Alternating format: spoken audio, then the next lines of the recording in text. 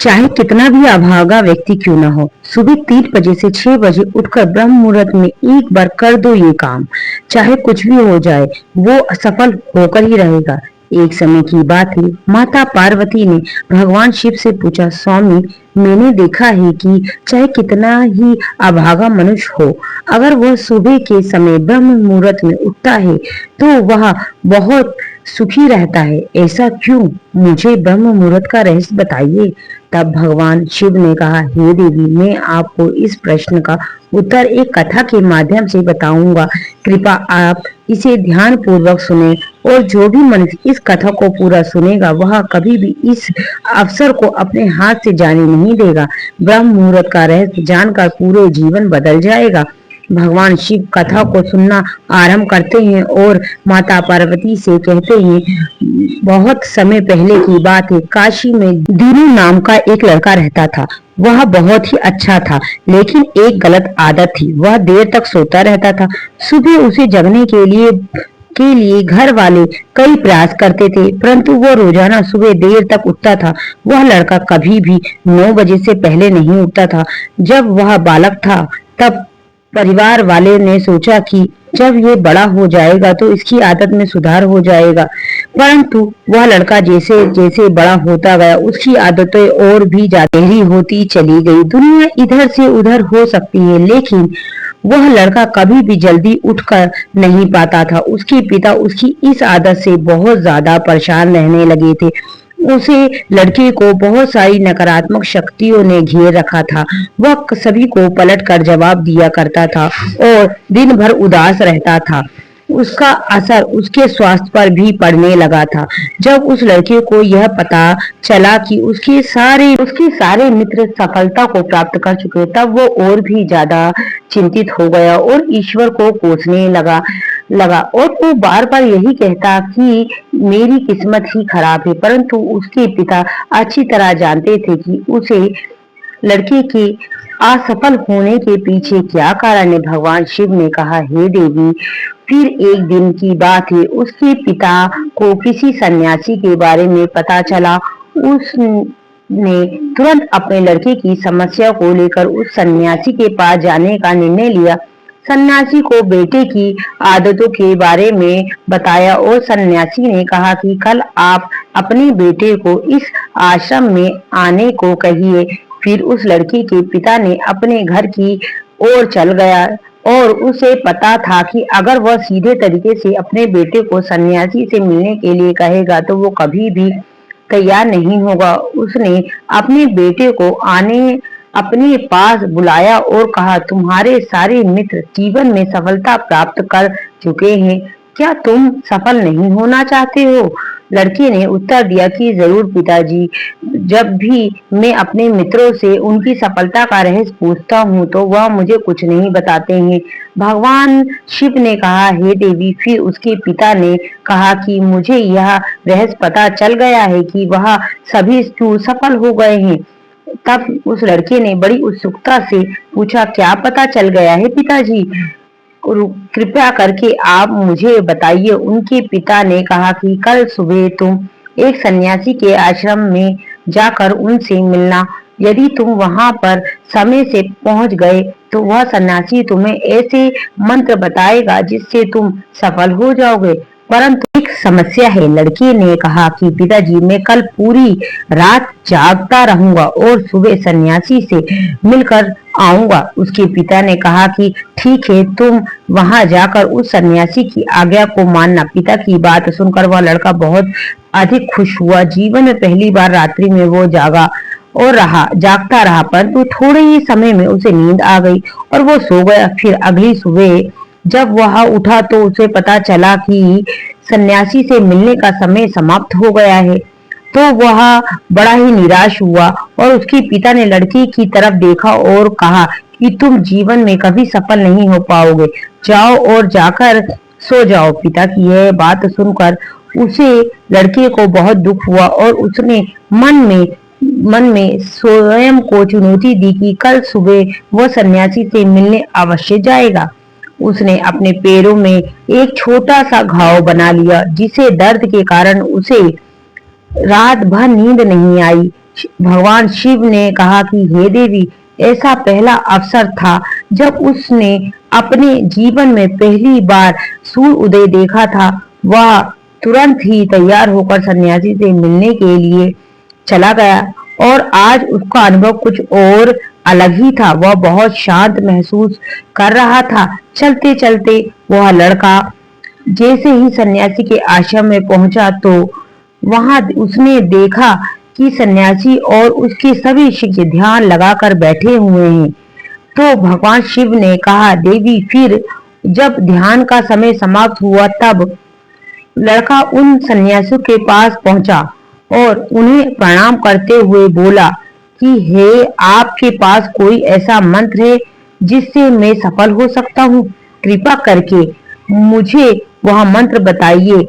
मैं भी अपने मित्रों के समान सफल होना चाहता हूँ और अच्छा जीवन जीना चाहता हूँ। भगवान शिव ने कहा, देवी, फिर सन्यासी ने मुस्कुराए और बोला, अच्छा, तुम सब वही बालक हो? तुम्हारे पिताजी मुझसे मिलने आए थे वह और उन्होंने तुम्हारे विषय में मुझे सब कुछ बता दिया था। मैं तुम्हें वह मंत्र अवश्य बताना दूंगा। परंतु अब लड़के ने जैसे ही परंतु शब्द सुना तो वो लड़का घबरा गया और पूछने लगा कि क्या गुरुदेव? जब सन्यासी बोला, मैं तुम्हें वह मंत्र बताऊंगा परंतु अगले 21 दिन तक तुम्हें मेरी आज्ञा माननी होगी। मैं तुम्हें वह मंत्र 21 दिन के बाद बताऊंगा। तब तक मैं तुमसे जो भी कार्य कहूंगा तुम वह कार्य करना। यही तुम असफल हुए तो कार्य के बीच में तुम्हारा संकल्प टूटा गया तो उस मंत्र का असर नहीं होगा। दृढ़ निश्चय के बाद साथ उस लड़के ने कहा कि मुझे आपकी सारी आज्ञा स्वीकार है। मैं अगले 21 दिनों के लिए आपका दास हूँ। आप जो भी कहेंगे मैं वही कार्य करूंगा। मुझे केवल और केवल उस मंत्र के बारे में जानना है। भगवान शिव ने कहा, हे देवी, फिर उस सन्यासी ने लड़के से कहा कि ठीक है, कल से तुम्हारा कार्य शुरू होगा। तुम उसी आश्रम में निवास करोगे। वहां लड़का आश्रम में निवास करने के लिए तैयार हो गया और सन्यासी ने कहा कि यहाँ कहने आते हुए तुम्हें ब्रह्म मुहूर्त में उठना होगा और दूसरे शिष्यों की तरह ध्यान और तप करना होगा। साथ ही आश्रम के कार्यों में भी सहायता करनी होगी। ध्यान रहे, यह संकल्प टूट नहीं चाहिए। भगवान शिव ने कहा, देवी, अब लड़का सन्यासी की बात से सहमत हो गया और अगले ही दिन उसके कार्य के दिन शुरू हुए। इस बार उसने दृढ़ निश्चय किया, परंतु एक सप्ताह के बीतते ही उसका संकल्प टूट गया और वह 8वें दिन देर तक सोता रहा। जब वह नींद से जागा तो उसने कहा कि मुझे कितनी बड़ी भूल हो गई। वह रोता हुआ सन्यासी के पास पहुंचा और कहने लगा कि गुरुदेव, मेरा संकल्प टूट गया है। अब मैं जीवन में कभी सफल नहीं हो पाऊंगा। सन्यासी ने उसे समझाते हुए कहा कि एक बार फिर से शुरुआत करो, फिर से संकल्प करो। और फिर उस लड़के ने सन्यासी से पूछा कि सुबह उठना इतना आवश्यक क्यों होता है? तो वह यहाँ पर सभी लोग इतनी जल्दी क्यों उठ जाते हैं? भगवान शिव ने कहा कि देवी, जब सन्यासी ने उस लड़के को समझाते हुए कहा कि सुबह यानी ब्रह्म मुहूर्त में उठने के पीछे बहुत बड़ा विज्ञान छुपा हुआ है। लड़के ने कहा कि कृपया मुझे वह विज्ञान बताने का कष्ट करें। सन्यासी ने कहा कि रात्रि को 4 पहर में बांटा गया है। पहला रुद्र काल, जिसका समय शाम 6 बजे से लेकर 9 बजे तक होता है। दूसरा राक्षस काल, जिसका समय रात्रि 9 बजे से 12 बजे तक होता है। तीसरा गंधर्व काल, जिसका समय रात्रि 12 बजे से 3 बजे तक होता है। और सबसे अंत में जो पहर आता है उसे मनोहर काल कहते हैं। इस समय को ब्रह्म मुहूर्त या अमृत वेला के नाम से भी जाना जाता है। उसका समय भोर 3 बजे से सुबह 6 बजे तक होता है। यह वह समय होता है जब पूरा संसार की नकारात्मक शक्तियों को निष्क्रिय अवस्था में होती हैं, सकारात्मक शक्तियां सक्रिय होती हैं। ब्रह्म मुहूर्त में अर्थात देव मुहूर्त, ब्रह्म मुहूर्त का अर्थ है देवताओं का समय होता है। भगवान शिव ने कहा, देवी यह सन्यासी आगे कहता है कि इस समय देवता धरती पर विचरण करने रहते हैं और जागते मनुष्य पर उनका बड़ा ही सकारात्मक प्रभाव पड़ता है। ब्रह्म मुहूर्त ऐसा समय होता है जिसमें मनुष्य का मस्तिष्क पूरी तरीके से खाली होता है। इसमें किसी भी प्रकार की कोई भी विचार नहीं होते हैं और जब इस व्यक्ति अपनी पुस्तक खोलकर पढ़कर अध्ययन करता है तो उसे सब कुछ जल्दी याद हो जाता है और यह लंबे समय तक याद रहता है। यह ऐसा समय है जिसमें हम ज्ञान को समझने का प्रयास करते हैं। इस कारण आश्रम के सभी शिष्य और संसार में बहुत से ज्ञानी लोग ब्रह्म मुहूर्त में उठ जाते हैं। प्राचीन काल में रोशनी का कोई स्रोत न होते हुए कारण लोग अपने दिन का समापन और सूर्य अस्त के साथ और आरंभ सूर्य अस्त के साथ करते थे। यह एक तरीका था जिसे मानव जीवन की प्रकृति के साथ तालमेल बनाकर चलते थे। भगवान शिव ने कहा, देवी।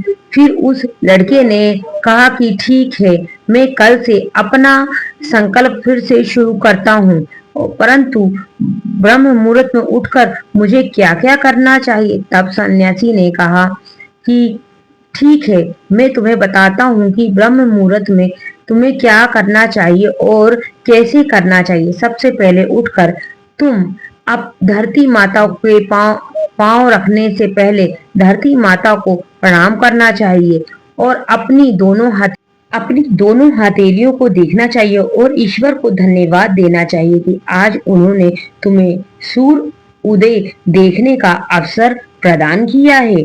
और इसके बाद नित्य कर्म और स्नान करने से शरीर की ही नहीं बल्कि मन की शुद्धता भी बढ़ती है। स्नान करने के पश्चात ध्यान की प्रक्रिया होती है।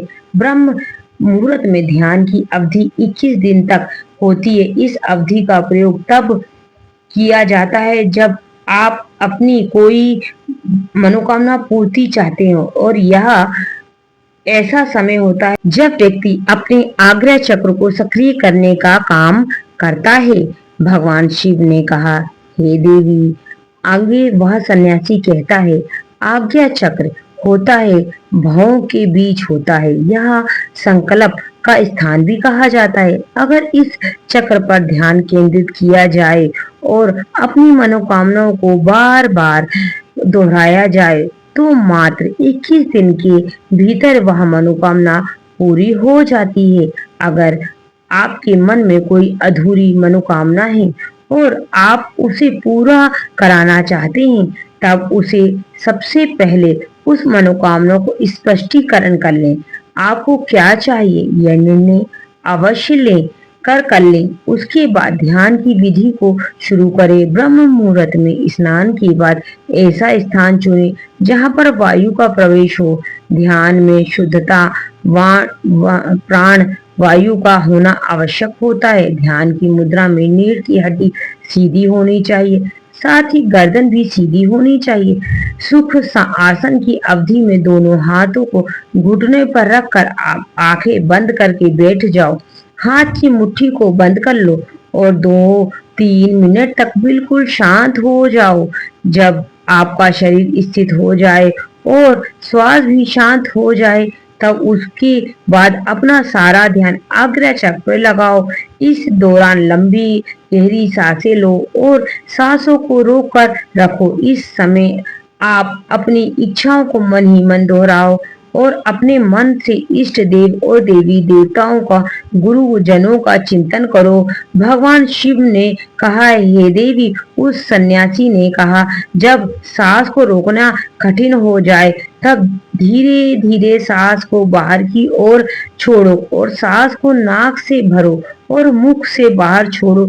इस प्रक्रिया को 3 से 4 बार प्रतिदिन दोहराओ। ऐसा प्रतिदिन करने से आपकी जो मनोकामना है वह चेतन मन तक पहुंच अवश्य पहुंच जाएगी और इच्छा पूर्ण ही जल्दी होगी। आज्ञा चक्र सक्रिय होता है और हमारी आज्ञा को पूरा करना, सांस को रोककर रखना के दौरान शरीर में आपातकाल की स्थिति हो जाती है, जिससे कि आप बेकार की बातें सोचना विचार करने से बचते हैं। ब्रह्म मुहूर्त के समय ईश्वर की विशेष रूप होते हैं और कोई भी व्यक्ति अपनी मनोकामनाओं को इस समय दोहराता है तो उसकी इच्छा जल्द ही जल्द पूरी हो जाती है। भगवान शिव ने कहा, हे देवी, इस प्रकार सन्यासी ने उस लड़के को ब्रह्म मुहूर्त का महत्व बताया। अगले 21 दिनों तक उस लड़के ने बड़े ही मन के साथ इस प्रक्रिया को अपनाया। जब वह बहुत ही ज्यादा अनुशासन और शांत स्वभाव का हो चुका था, उस लड़के ने जैसे ही अपना संकल्प पूरा कर लिया, उसके बाद वह लड़का बड़े ही प्रसन्नता भाव से सन्यासी के पास पहुंच गया और कहने लगा, गुरुदेव, मैंने 21 दिन का संकल्प पूरा कर लिया है, कृपया मुझे सफल होने का मंत्र बताएं। तब उस सन्यासी ने मुस्कुराते हुए कहा कि पिछले 21 दिनों से जो अभ्यास तुम करते हो आ रहे हो वही तुम्हारी सफलता का मंत्र है। जो व्यक्ति ब्रह्म मुहूर्त में उठकर ध्यान प्रक्रिया को सही से करता है वह जीवन में सभी असफल नहीं हो सकता है। तुम ब्रह्म मुहूर्त का रहस्य पता चल चुका है, अब तुम उस जीवन को पर्याप्त करो, तुम्हें जीवन के लक्ष्य और सफलता दोनों प्राप्त होंगे। उसे लड़के ने सन्यासी को धन्यवाद दिया और ब्रह्म मुहूर्त के नियमों का पालन जीवन पर्यंत तक करने का वादा भी किया।